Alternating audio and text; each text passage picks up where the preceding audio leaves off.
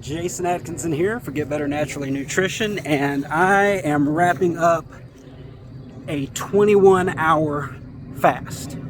My intention was to fast for 20 hours, to do a warrior fast, which is a 20-hour fast followed by a 4-hour feeding window.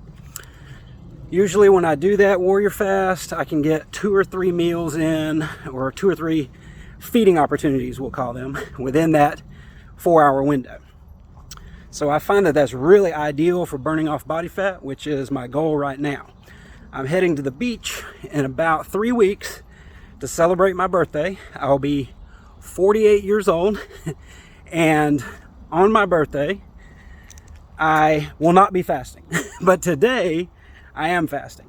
And like I said, I'm wrapping up a 21-hour fast, so I had planned on doing 20 hours, but it ran over a little bit because I'm just finishing up a 5-mile hike here in the great outdoors. Kind of pan around and let you see a little bit of the scenery here.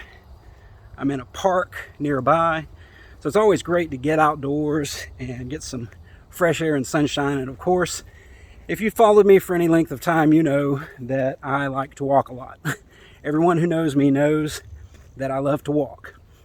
And as a matter of fact, walking has been a huge part of losing over 65 pounds of body fat and maintaining that for several years now.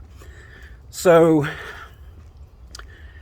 I wanted to give you a couple of tips on intermittent fasting. Oh, hold on a second. 21 hours is up.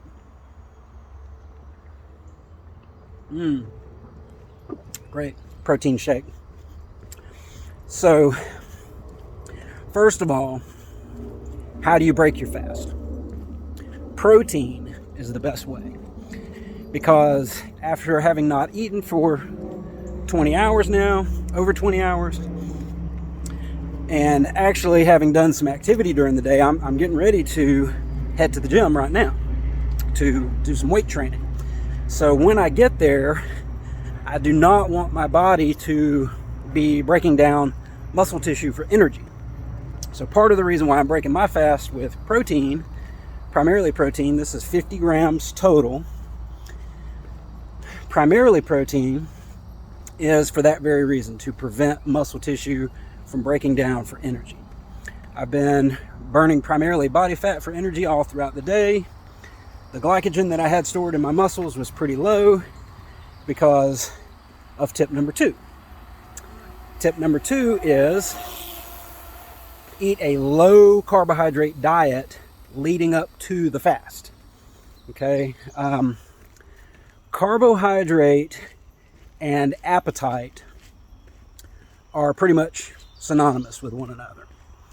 Eating frequency and the amount of carbohydrates that you eat determines your appetite. Very simply said, insulin, carbohydrates spike insulin, insulin produces hunger. So if you're planning on going a large part of the day without eating anything, it would be a good idea to get your hunger in check.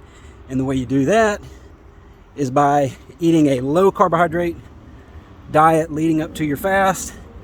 I recommend something around 20 grams a day, if that's possible. Tip number 3, drink lots of water. I normally drink something like a gallon of water a day. My official guideline is 1/2 ounce per pound of body weight per day. So just cut your body weight in half. You weigh 200 pounds, that's 100 ounces. If you weigh 150 pounds, that's 75 ounces of water a day. So that's the guideline. What that does for you is it keeps your stomach full.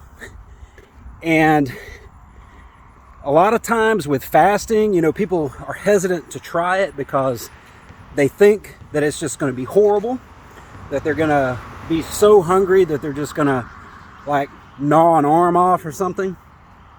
That doesn't really end up happening. A lot of the hunger is psychological.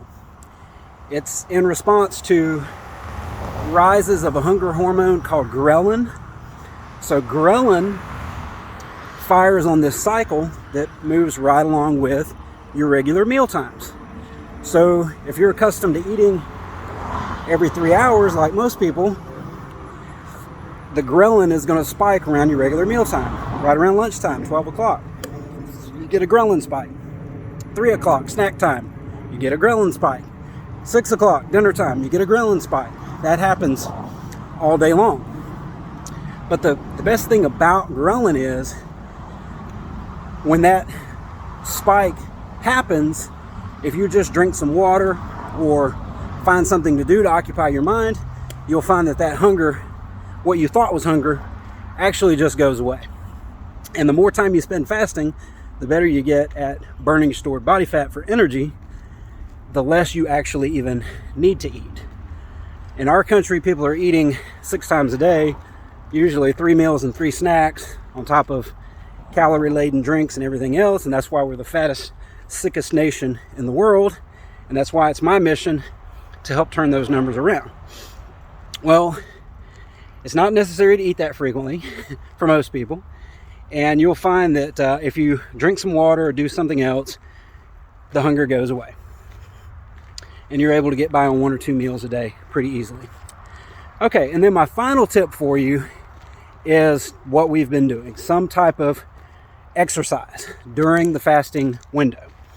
Ideally, keep your heart rate low or keep your heart rate low. You don't want to be, gasping for air. You don't want to be running around at such a high intensity level if you're fasting, because the higher intensity effort like that, that's anaerobic activity.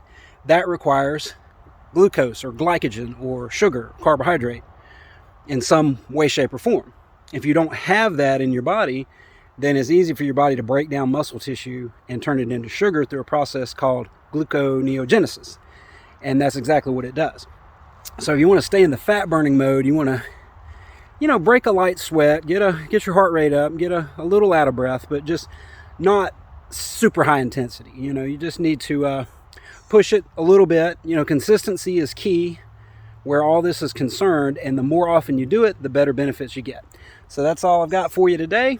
Thanks for tuning in. If you like this video, go ahead and subscribe wherever you're seeing this. Give me a like, follow, or share, and I'll be bringing more content your way. Thanks a lot.